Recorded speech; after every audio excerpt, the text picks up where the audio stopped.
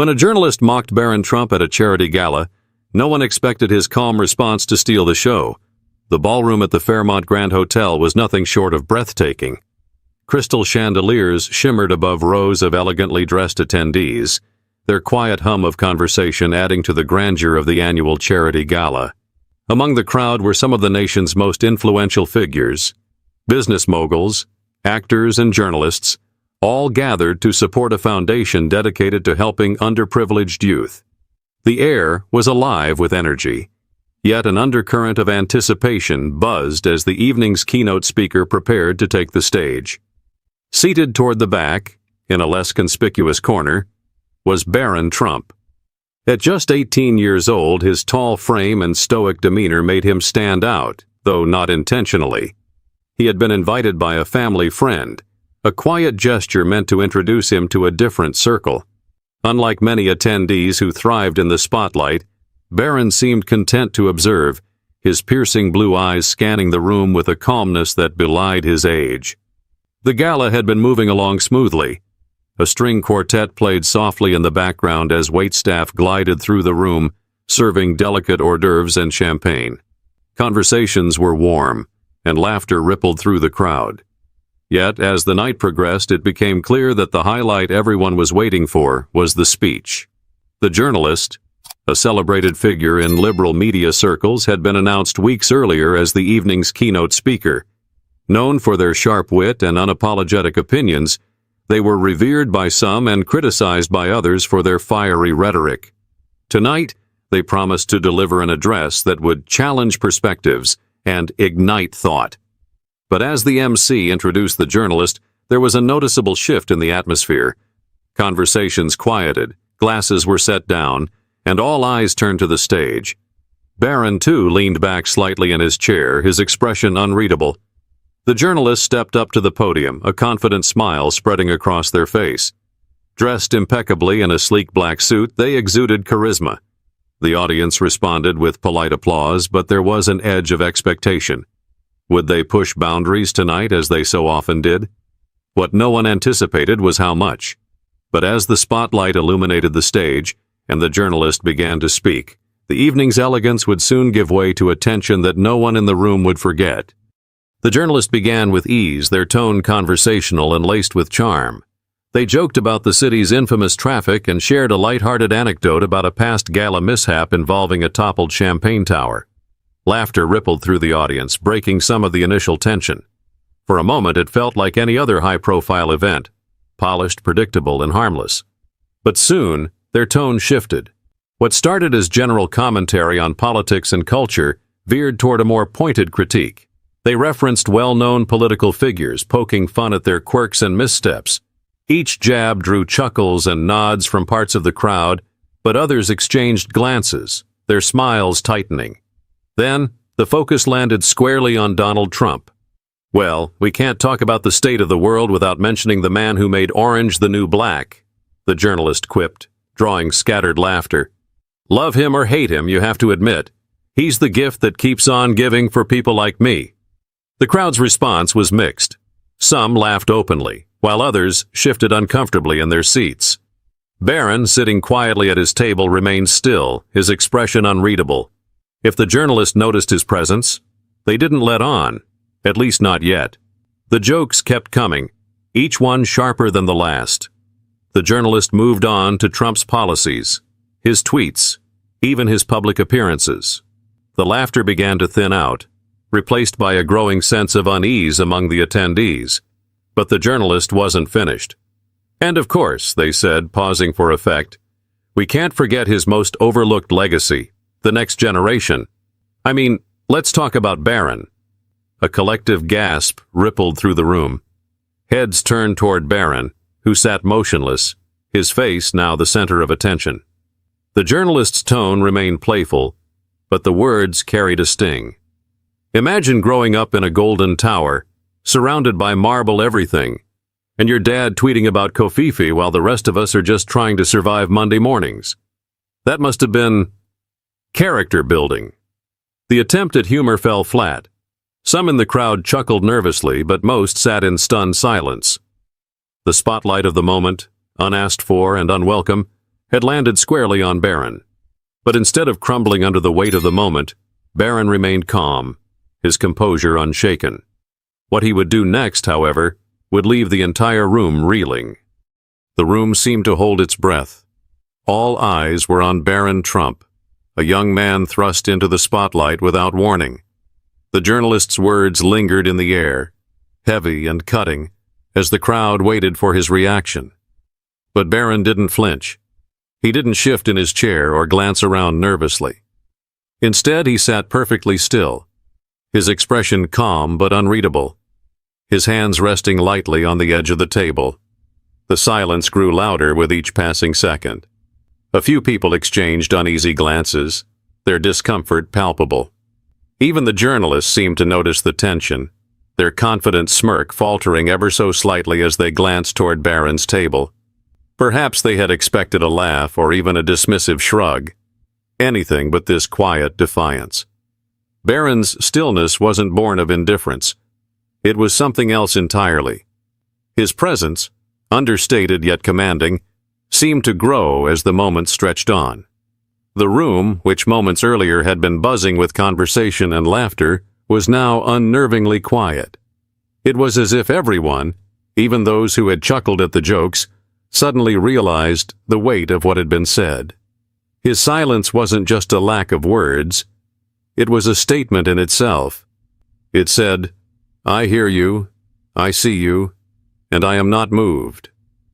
A murmur broke the silence as someone near the stage whispered to their companion. The journalist cleared their throat, attempting to regain control of the moment. "Tough crowd," they muttered into the microphone, forcing a laugh that no one echoed. The tension was thick, wrapping around the room like an invisible fog. And then Barron moved. Slowly, deliberately, he pushed back his chair and stood. The soft scrape of the chair legs against the floor was the only sound in the room. At just over 6 feet tall, he was an imposing figure, his height matched by an aura of unexpected maturity. He looked out at the crowd, his gaze sweeping the room before settling on the journalist. Barron didn't need to speak yet. His presence alone commanded attention, silencing even the faint whispers at the back of the room. He stepped away from his table and walked toward the stage, each step measured, his posture straight and unwavering. The journalist froze, their earlier confidence evaporating as Barron approached. The crowd watched, their eyes wide with a mix of anticipation and disbelief. No one knew what he would say or do, but one thing was certain: this young man was about to own the moment. But when Barron reached the edge of the stage and finally spoke, his words were nothing anyone could have anticipated. As Barron reached the edge of the stage, the crowd's collective gaze followed him. The tension in the air was almost tangible, every second feeling like an eternity. He stopped a few feet away from the podium, standing tall and composed. With a voice steady and deliberate, he spoke, his words cutting through the silence like a blade. "Thank you for your insight," he began, his tone calm but firm. His choice of words caught the journalist and the audience off guard. There was no anger, no trace of indignation, only an eerie sense of control that seemed far beyond his years. "I've grown up watching people make assumptions about me, my family, and my life," Barron continued, his eyes fixed on the journalist. "It's almost become a game to some, a way to fill in the gaps when you don't know the full story. And I get it.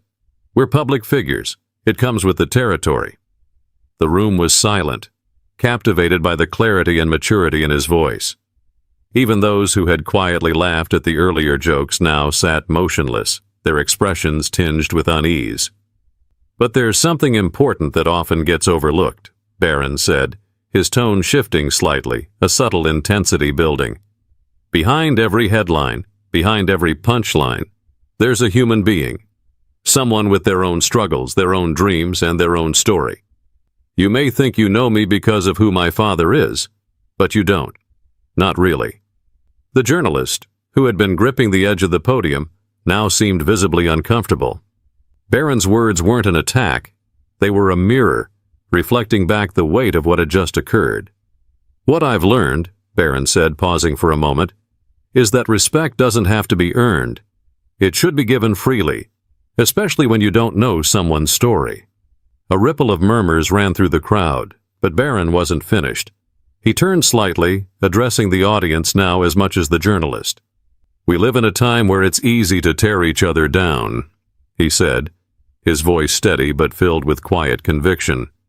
"Words have power. They can hurt, or they can heal. They can divide, or they can unite. And I think we could all use a little more of the latter." The audience was spellbound. Barron's words, spoken with a calm resolve, carried a weight that seemed to transcend his age. It was clear that he wasn't just responding to a moment. He was speaking to something much larger, something universal. Barron took a step back, his gaze once again locking with the journalist's. "I hope this gives you something to think about," he said softly.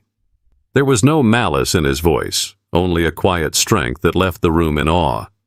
He turned and began walking back to his seat, the soft clicks of his shoes on the polished floor the only sound in the stunned silence. No one moved. No one spoke. Even the journalist stood frozen, their earlier bravado completely dissolved. But as Barron sat down and the applause began to build, the real impact of his words would echo far beyond that room. The applause started as a hesitant clap from somewhere near the front of the room, but it grew quickly, spreading through the crowd like wildfire. Within moments, the entire ballroom was on its feet, erupting into a thunderous standing ovation. Some clapped with admiration, others with a sense of redemption for the awkwardness that had hung in the air just minutes earlier. The journalist, still standing at the podium, attempted to muster a smile, but it was clear the moment no longer belonged to them. Barron, seated back at his table, didn't react to the applause. He remained composed, offering only a polite nod to the attendees around him. It wasn't humility or shyness. It was the quiet assurance of someone who had said exactly what needed to be said. Within hours, snippets of the moment began flooding social media. Attendees had discreetly recorded Barron's speech on their phones, and the footage was now spreading like wildfire. Tweets, Instagram stories, and TikTok clips captured the essence of the evening, with captions ranging from admiration for Barron's composure to critiques of the journalist's misplaced humor. "Barron Trump just schooled an entire room on class and respect," read one viral tweet. Another post shared by a prominent celebrity in attendance stated, "No matter what you think of his family, this young man just gave us all something to think about." News outlets picked up the story the next morning. Some praised Barron for his maturity, calling it a defining moment for someone who had spent much of his life in the shadow of public scrutiny. Others debated the ethics of the journalist's remarks, questioning whether public figures, especially young ones, should ever be fair game for such commentary. The journalist, for their part, issued a statement the following day. "Comedy and commentary are powerful tools, but they must be wielded responsibly. Last night I crossed a line, and I apologized to Barron Trump for my remarks." But not everyone accepted the apology at face value. Talk shows, podcasts, and online forums buzzed with heated debates about the incident. Some argued that Barron's speech was a much-needed call for civility in an increasingly polarized world. Others saw it as a poignant reminder that even those in the public eye are human beings deserving of respect. For Barron, however, the frenzy of attention seemed irrelevant. He returned to his daily life with the same quiet dignity that had defined his response at the gala. Those who knew him said he barely acknowledged the uproar, choosing instead to focus on his studies and personal interests. But while Barron moved on, the lessons from that night lingered, sparking conversations that reached far beyond the ballroom. As the dust settled from the night of the gala, its ripple effects continued to echo far and wide. News outlets eventually moved on to other stories, but the moment lived on in discussions at dinner tables, classrooms, and offices. People dissected the evening not just for its drama, but for the powerful lessons it left behind. Barron's calm and thoughtful response had struck a chord. In an age dominated by outrage and instant reactions, his choice to approach the situation with poise and perspective was a refreshing anomaly. Many drew parallels to their own lives, asking themselves, how often do we pause before reacting? How often do we choose words that build instead of words that destroy? For some, the incident was a wake-up call. It highlighted how easy it is to dehumanize others in the name of humor politics, or entertainment. The journalist's comments were a stark reminder of the power words hold, not just to entertain, but to wound. Parents used the moment as a teaching opportunity for their children. Videos of Barron's speech became a tool in classrooms to discuss respect, empathy, and the importance of standing up for oneself without tearing others down.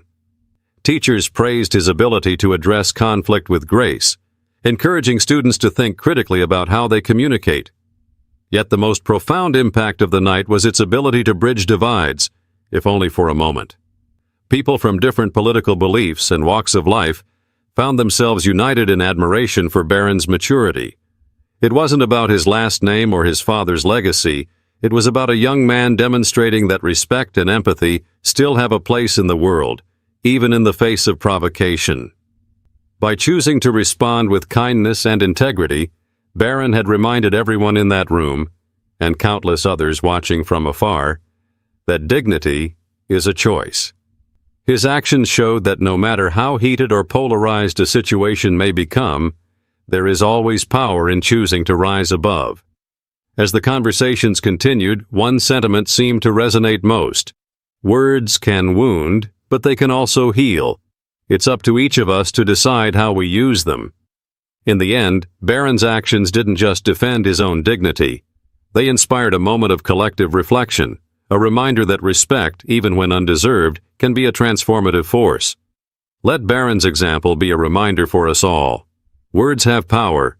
Use them wisely. Whether it's with a friend, a stranger, or even someone you disagree with, choose respect and empathy. If this story resonated with you, don't forget to subscribe for more real-life stories that challenge and inspire us to be better.